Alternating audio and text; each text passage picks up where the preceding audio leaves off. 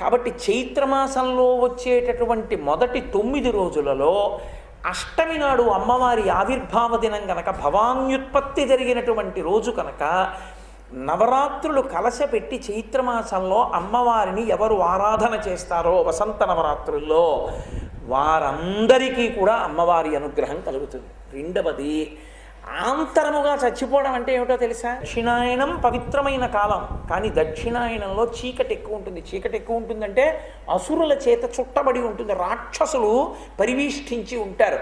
ఎందుకు పరివేష్టించి ఉంటారు? వీడెందుకు పుణ్యం చేసుకుని బాగుపడిపోవాలి? అందులో బాగుపడిన ఎవరు వాళ్ళు?